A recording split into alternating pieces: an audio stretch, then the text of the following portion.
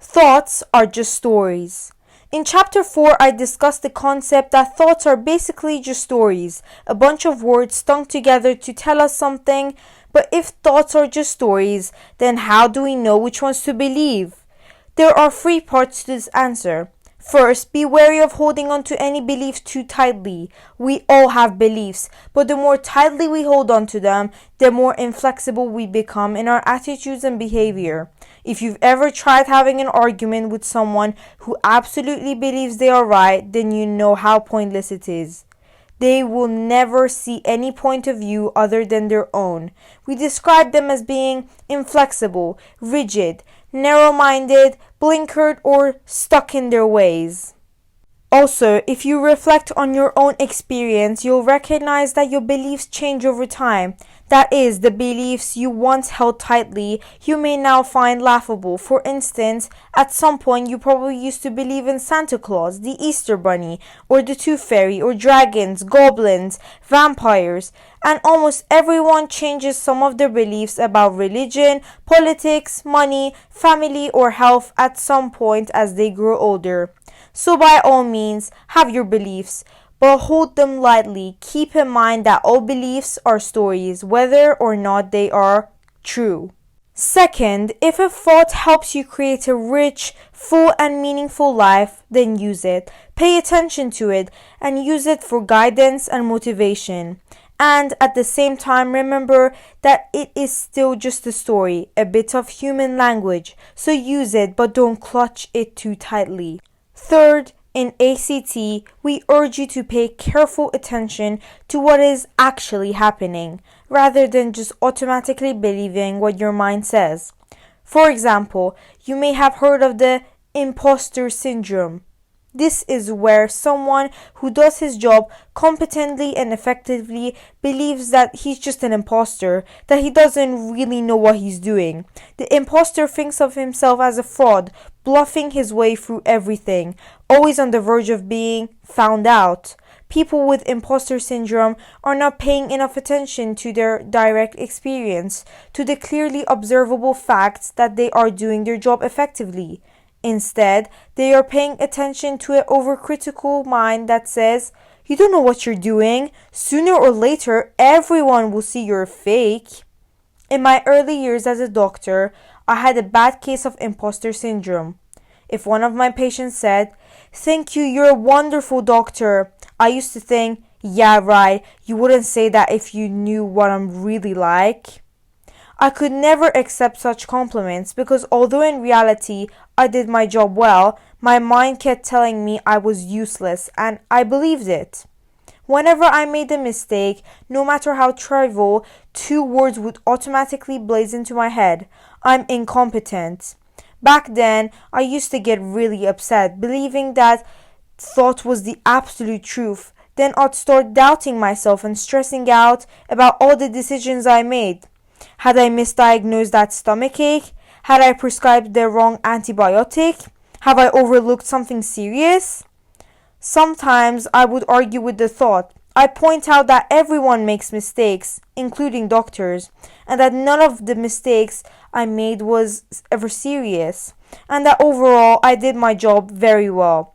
At other times, I would run through lists of the things that I did well and remind myself of all the positive feedback I have gotten from my patients and colleagues, or I'd repeat positive affirmations about my abilities, but none of that got rid of the negative thought or stopped it from bothering me. These days, the same two words still often pop up when I make a mistake, but the difference is now they don't bother me because I don't take them seriously. I know that those words are just an automatic response, like the ways your eyes shut when you sneeze. The fact is, we don't choose most of the thoughts in our head. We do choose a small number of them when we're completely actively planning or mentally rehearsing or being creative. But most of the thoughts in our head just show up of their own accord. We have many thousands of useless or unhelpful thoughts every day. And no matter how harsh, cruel, silly, vindictive, critical, frightening, or downright weird they may be, we can't prevent them from popping up. but just because they appear doesn't mean we have to take them seriously. In my case, the I'm incompetent story was there long before I became a doctor. In many different aspects of my life, from learning to dance to using a computer, any mistakes I've ever made has triggered the same thought. I'm incompetent. Of course, it's not always those exact words. Often it's variants on the same theme, such as idiot or can you do anything right? But these thoughts are not a problem as long as I see them for what they really are, just a few words that popped into my head. Basically, the more tuned in you are to your direct experience of life rather than to your mind's running commentary, the more empowered you are to take your life into the direction you truly want. In later chapters, you will learn how to develop this ability. The stories never stop. The mind never stops telling stories, not even when we're asleep. It is constantly comparing, judging, evaluating, criticizing, planning, pontificating, and fantasizing. And many of the stories it tells are real attention grabbers. Time and time again, we get lost in these stories, a process for which we have many different expressions. We speak of being preoccupied or lost in thought, of struggling with an idea, buying into a concept, or getting carried away by our thoughts. These expressions illustrate how our thoughts take up so much time, energy, and attention. Most of the time, we take our thoughts far too seriously and give them far too much attention.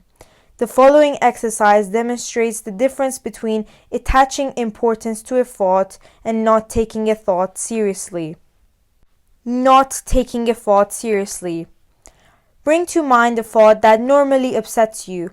That takes the form of I am X. For example, I am inadequate. Hold that thought in your mind and notice how it affects you. Now, bring to the mind the thought I am a banana. Hold it in your mind and notice how it affects you. What did you notice? Most people find that the first thought bothers them, but the second thought makes them grin. Why? Because you don't take the second thought seriously.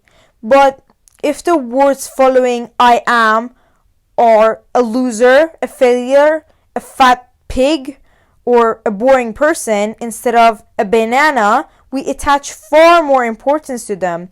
And yet, they are just words. The following two techniques provide simple ways of taking your thoughts less seriously. Thinking your mind. This is a simple and effective diffusion technique.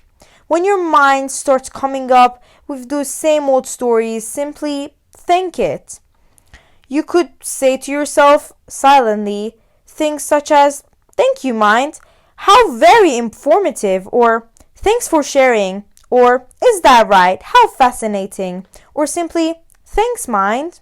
When thanking your mind, don't do it sarcastically or aggressively. Do it with warmth and humor and with a genuine appreciation for the amazing storytelling ability of your mind. You could also combine this technique with naming the story. Ah, yes, the I'm a failure story. Thanks so much, mind. Below is another technique that will help you take your thought less seriously. Read through the instructions first and then give it a go. The silly voices technique. This technique is particularly good with recurrent negative self-judgments. Find a thought that upsets or bothers you. Focus on the thought for 10 seconds, believing it as much as possible. Notice how it affects you. Then, pick an animated cartoon character with a humorous voice, such as Mickey Mouse, Bugs Bunny, Shrek, or Homer Simpson. Now bring the troubling thought to mind, but hear it in the cartoon character's voice, as if that character were speaking your thoughts out loud. Notice what happens. Now get the negative thought back in its original form, and again, believe it as much as possible. Notice how it affects you. Next, pick a different cartoon character or a character from a movie or television show. Consider fantasy characters such as Darth Vader, Yoda, Golem, or someone from your favorite sitcom, or actors with distinctive voices such as Arnold Schwarzenegger or Eddie Murphy. Once again, bring the distressing thought to mind and hear it in that voice. Notice what happens. After doing this exercise and then repeating it, you've probably found out that you're not taking that negative thought quite so seriously. You may have even found yourself grinning or chuckling. Notice that you haven't tried to change the thought. Get rid of it, argue with it, push it away, debate whether it's true or false. Replace it with a more positive thought or distract yourself from it in any way. You have merely seen it for what it is, a bit of language.